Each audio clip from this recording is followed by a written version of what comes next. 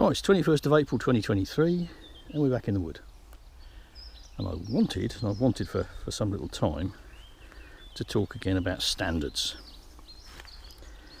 Standards and management of standards, and how standards inevitably affect hazel coppice. This is hazel coppice with oak standards. There are a few species of other trees of other species in here, such as this big one out the back here. See the way the branch pattern is totally different from the branch pattern in this oak. That's an ash, this one over here. There are more ashes over here and some sycamore. When the sycamore has in the past been coppiced, you see this group just over there, it's all multi-trunked, lots of littleish ones, that's been coppiced. But these oaks have not been coppiced. These are maidens. A maiden is a tree which has never been cut. And these are 200 something years old maybe. You've got to remember that a standard tree in active coppice actually grows more slowly than one out in open parkland, inverted commas, because it competes with the hazel and with the other species that grow alongside it in some instances for nutrients. And as you can see with this one, see this one in the far distance? That tree is what we call stag-headed. It is retrenched. So instead of being a big open crown, which in years gone by when the coppice was cut, the hazel was cut every 7 years or so, would have overshaded the hazel. Its branches would have hung over the hazel and then stunted the regrowth of the hazel. Because the hazel was allowed to go derelict and has grown up this high, the branches on the edge, the lower branches, have been shaded and they have died off. You can see some dead snags fairly low down in the canopy. So it has lost that and it has made compensatory growth. You see these branches in the middle have gone straight up. That's called retrenchment growth. And you can see that on a lot of the trees in this part of this wood, because they have been shaded and therefore stressed by the coppice. You see on this one, some of the side branches lower down have died off. And if we look up at the crown, the canopy, you can see that these trees, these are all English oaks. These are Quercus robur, one of two species of English oak. These have not got very much in the way of a leader. Other trees such as Turkey oak, introduced species, have a much stronger leader and they grow taller and straighter. But these ones seem to be happy to get above the level of the coppice and then go like an inverted umbrella and then get their competitive advantage and grow on and shade the coppice. And there's no doubt that they do shade the coppice. Once they get to this stage over here, about 200 plus years old, they grow more slowly on aggregate. They put on the same amount of growth each year, but it seems to add to the total growth and to the height of the tree much less, especially when they start doing retrenchment, which oak trees do throughout their lifetime from time to time. And that lifetime can extend 300, 400, 500 plus years, depending on what the life of that tree has been. We won't go into ancient pollards or ancient oaks on this particular video, which is all extemporaneous. It's coming straight out of my head, such as my head is. But I wanted to talk about managing hazel and oak standards in the context of hazel coppice.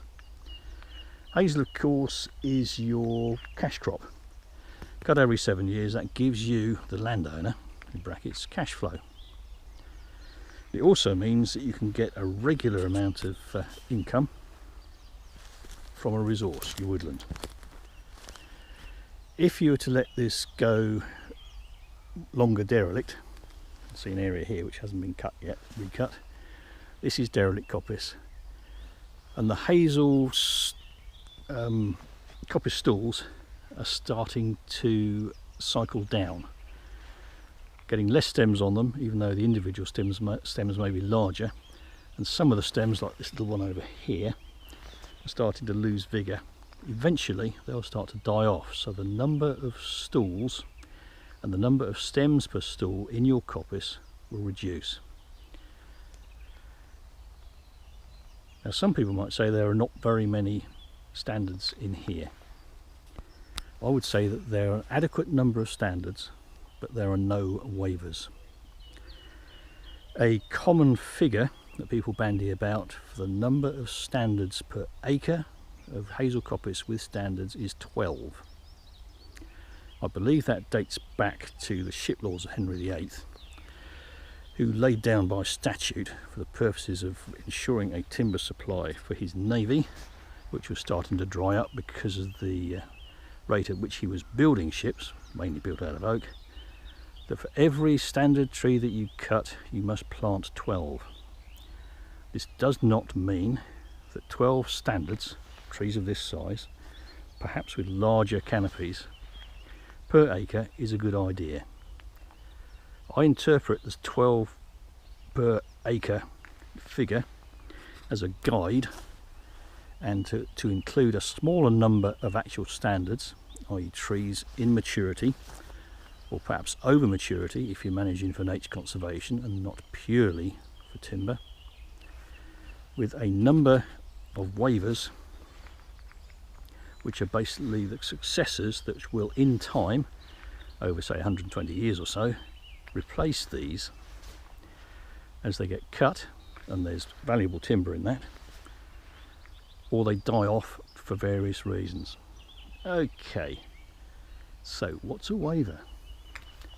There aren't any in here, which is a bit of a long-term failing, but let's imagine. Come over here with me. Let's imagine that this tree here is a little bit straighter and is not a hazel, the last remaining stem on this stall, but is an oak. And you can see how the top of this, good with the eye of faith and being a bit straighter, which it never will be, will actually grow up and grow past this ash. If this was an oak of this size, this would be one of your waivers.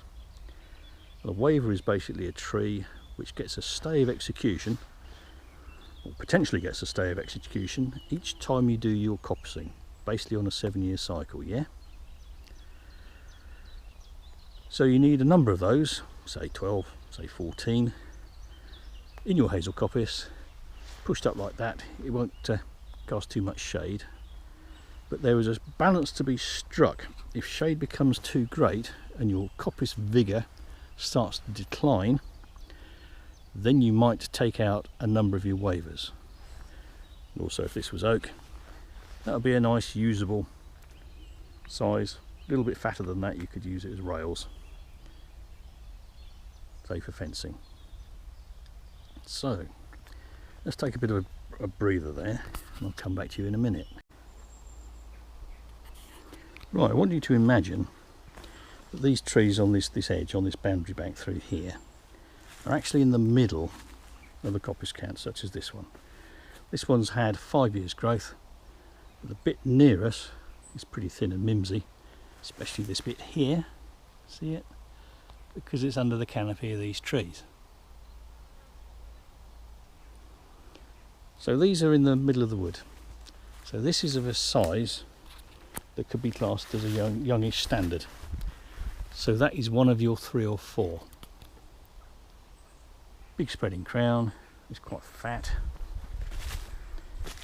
Here's my hand. This one as well here could be included in amongst your standards. But if these were in this spacing within the woodland, I would take this one out. Leave this one to grow on. These ones over here, here's my hand. I would call these waivers. So these are trees that might or might not go on to make a standard and be harvested at 120 or thereabouts years. These may be 80 years old, and they're not growing very fast because they're competing with each other. So next cut of this coppice, that one over there, you can see the big fork up the top. It's a less good shape than this one. This is a better potential timber tree. This one will be cut out. This oak here that's gone like that over the edge of the field, that would definitely go. And that would have gone by now if all these were in the middle of the coppice count and this was that shape. Do you see what I'm getting at? Also, because that one is over there and it's of poor form, branching low on its stem, I would keep this one, take that standard out and favour this waiver.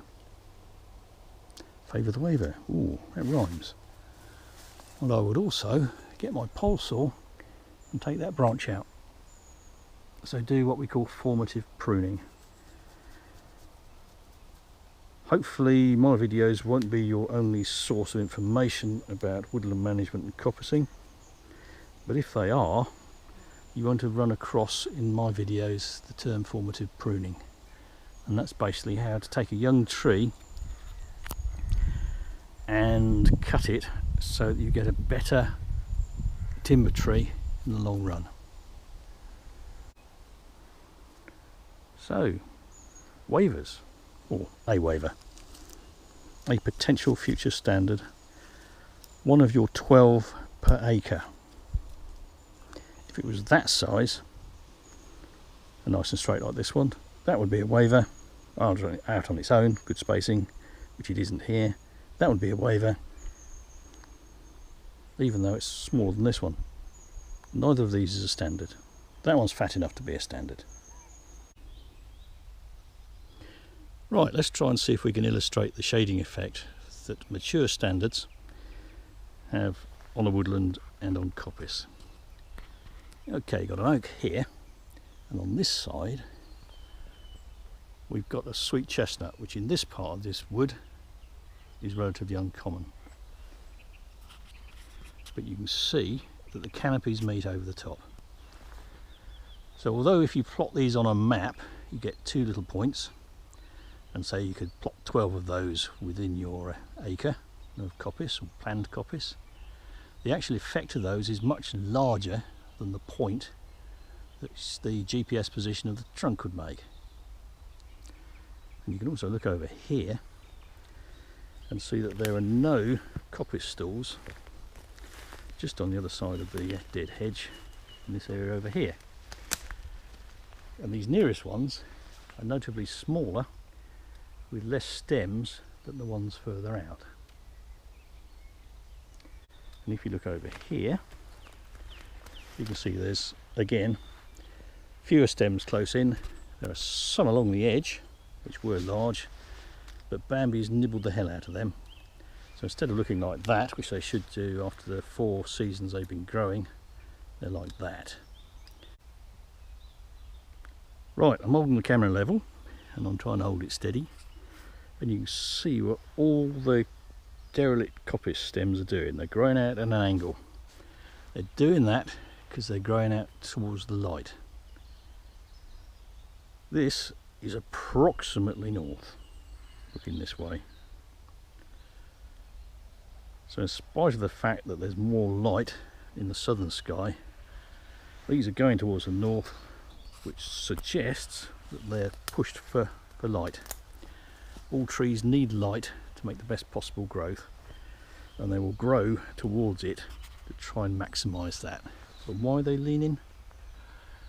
Because the canopy of this tree here, which is that sweet chestnut, is casting shade and is forcing the ones nearest it to grow out towards the light, and that's having an effect on over all of these.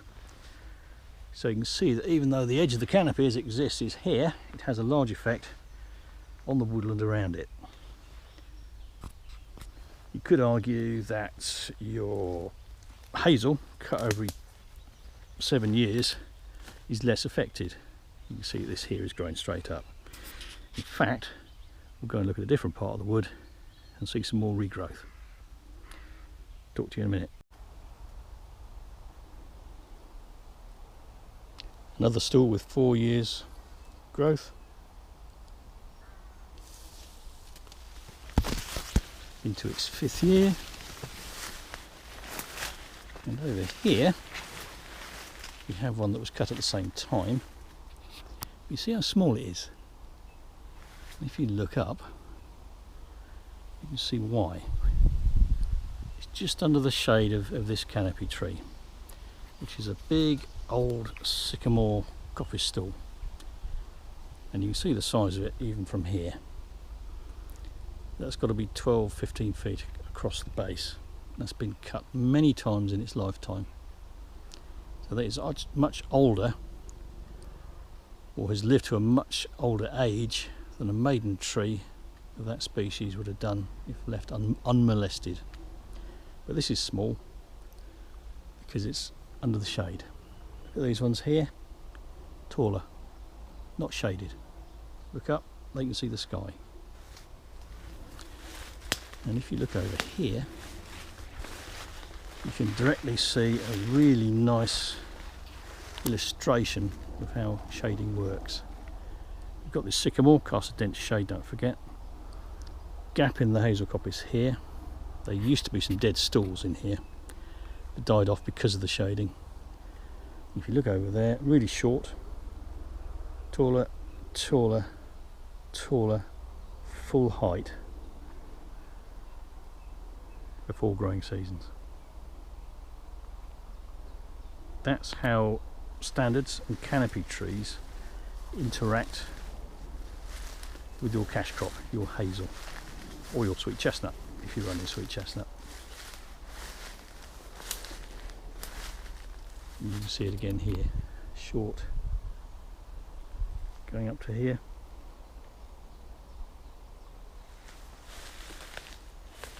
In your 12 standards per acre, especially if you're running the woodland for nature conservation, you ought to think about including trees which you intend never to cut, such as this one over here. This is what I would term a conservation tree. Ow! Oh, got fanged by a bramble. Brambles, of course, made their initial flush, and as your hazel coppice closes over, the brambles tend to die down. So this is a conservation tree. This is an oak. You can see how these ones underneath the canopy are short again. Even the ones next door, even though this is the southern sky, they're shorter than the ones behind. And why is this a conservation tree? Because there won't be any significant timber value in that. And there's a lot of branches cast off it. And there's a lot of deadwood in the crown. You can see it all up through here, up by that squirrel grey up there. And that's all full of niches for all sorts of things, bats, birds, goodness knows what else. You see here retrenchment growth. Branch used to come along when this was growing over the hazel coppice. Hazel coppice got derelict, grew up beside it and forced it to make retrenchment growth. You see that?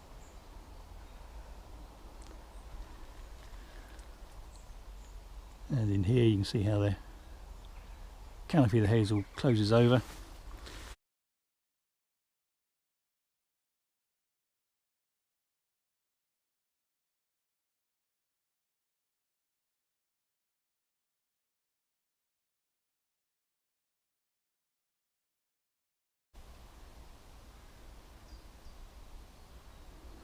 Okay, hazel coppice with oak standards. That's a standard. That's a standard. That over there's a standard. That over there's a standard. This here is what I would call a canopy tree. Standards in the coppice system, I think, refer to the species of tree which is the coppice system that you're working on is designed to favour your long-term crop, your long rotation crop. Whereas your hazel, when it's in rotation, cut every 7 years, or your sweet chestnut, when it's in rotation, cut every 7 or 15 to 20 years depending on the product, is your cash crop, your short rotation.